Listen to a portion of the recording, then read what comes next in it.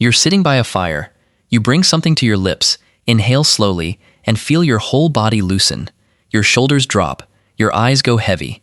This is what getting high looked like 10,000 years ago. Not occasionally, not for special occasions. Every single day, on every continent on Earth. And here's the part that should actually matter to you. This wasn't just about feeling good.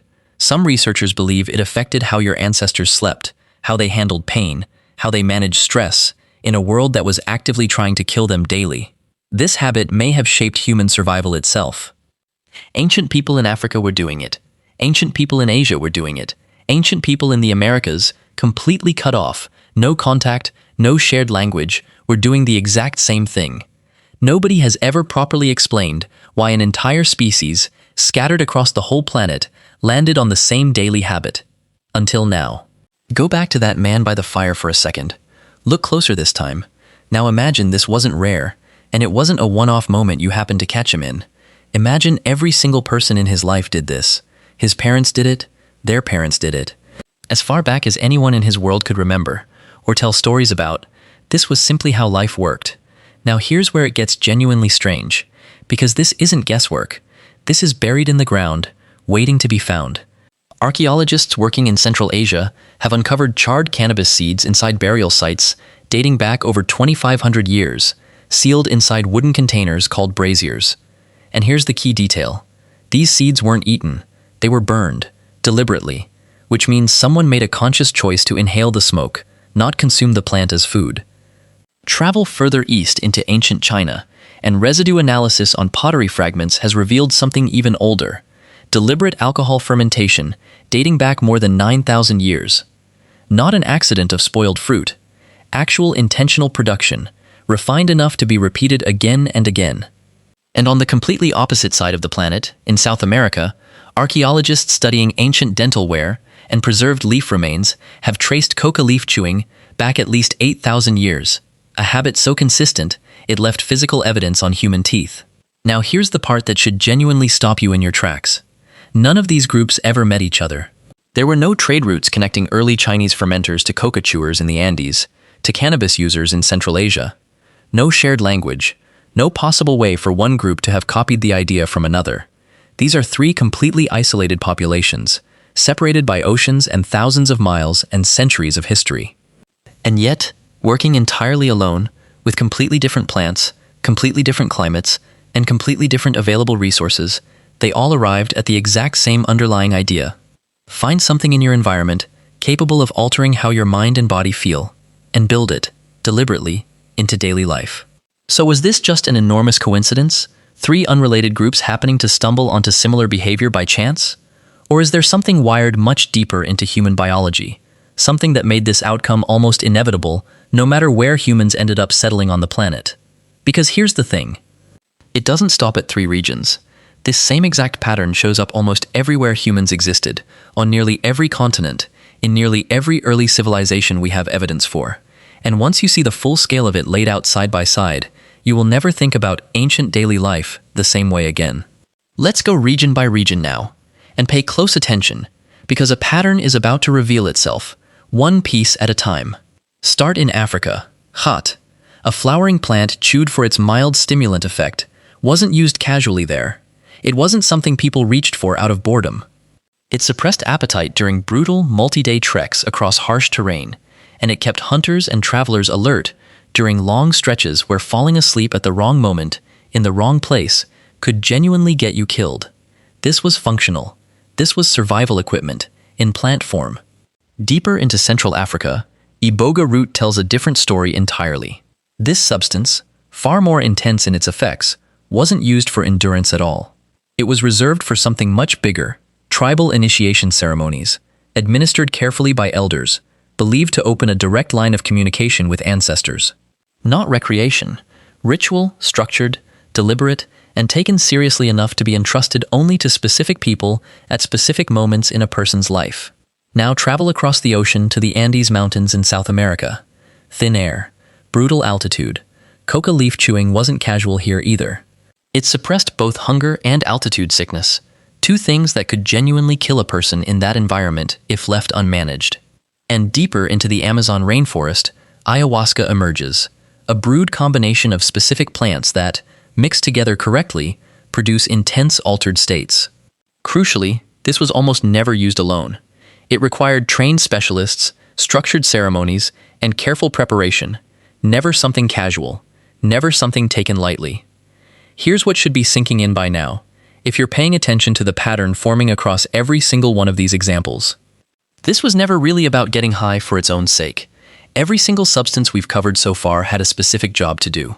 Endurance on a dangerous trek, communication with ancestors, survival at deadly altitude, connection within an entire community during ceremony.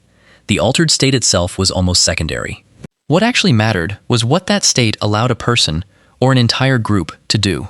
And if a single plant can keep a hunter alive during a multi-day trek, or bond an entire tribe together during one shared ceremony, what does that actually tell you about how deeply embedded this behavior was in ancient survival itself?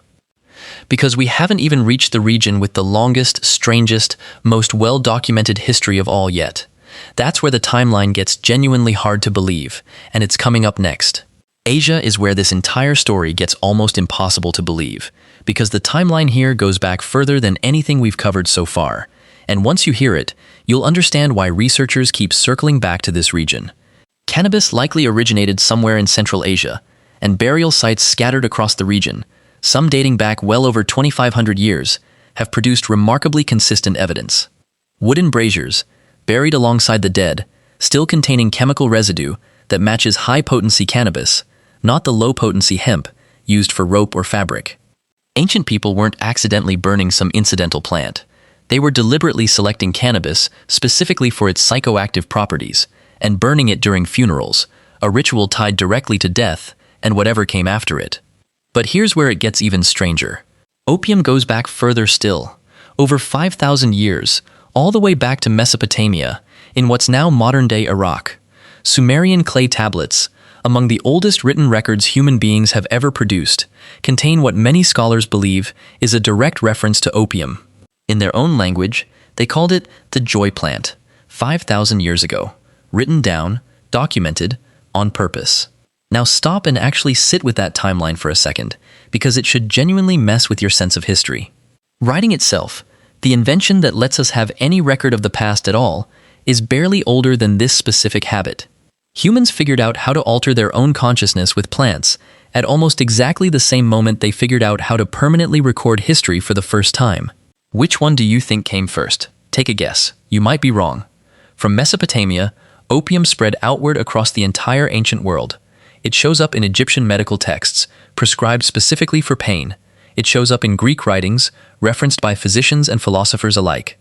It runs straight through the Roman Empire, used constantly for pain relief, but never only for pain relief. And further south, in South and Southeast Asia, betel nut chewing, a mild stimulant wrapped in leaves, has been practiced continuously for thousands of years, and it's still common today. That makes it one of the longest unbroken traditions of psychoactive substance use anywhere in documented human history. Somewhere, right now, while you're watching this, someone is chewing it exactly the way people did thousands of years ago. What's genuinely remarkable is the sheer geographic spread. From Siberia to Mesopotamia to Southeast Asia, entirely different substances, entirely different plants, entirely different climates and cultures with zero contact between them. And yet the exact same underlying behavior keeps surfacing, again and again, across thousands of years. Remember that man by the fire from the start of this video? He wasn't an outlier, he was the rule. And that relentless repetition, across every continent, every culture, every era, is exactly what should make you ask the one question we're finally about to answer. Why? So here's the question we've been building toward this entire time.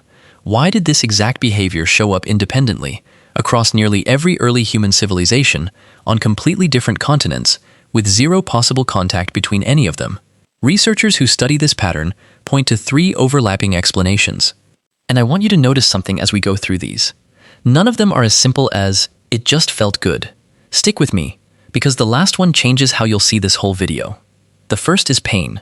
Ancient life was violent, unpredictable, and physically brutal in ways most of us will thankfully never experience firsthand.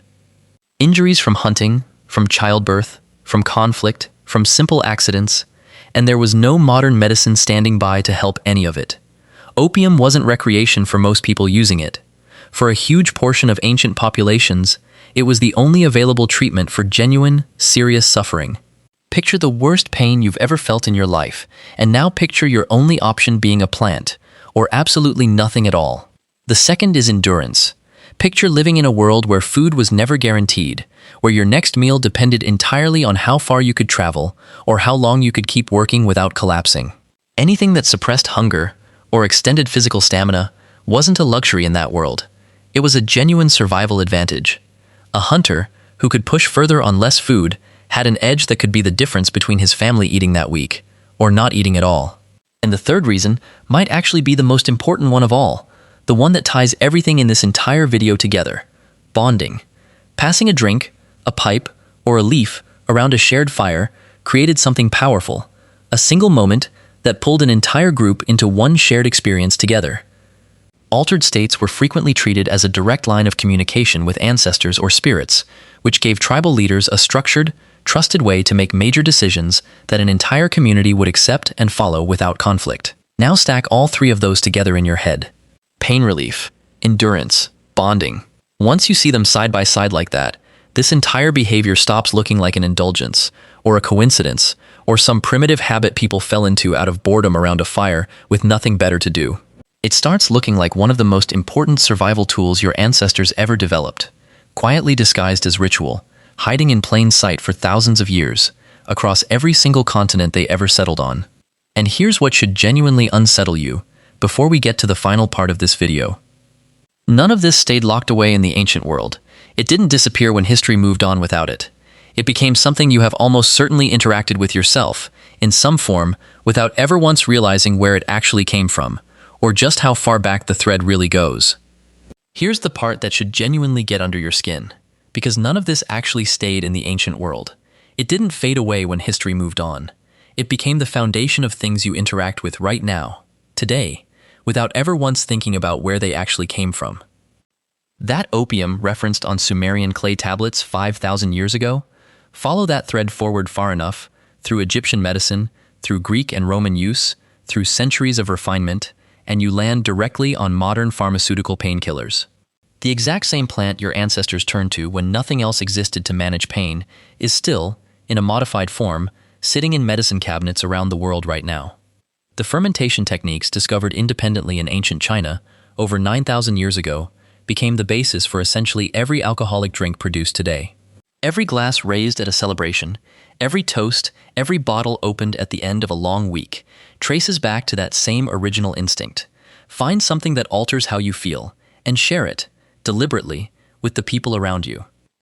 And the coca leaf, chewed in the Andes for 8,000 years just to survive thin mountain air and suppress crushing hunger, eventually became, through a long and deeply complicated chain of extraction and chemistry, one of the most controversial substances in the modern world. Same plant, same original need. A completely different story by the time it reached us. So go back one final time to that man by the fire, the one we started this entire video with.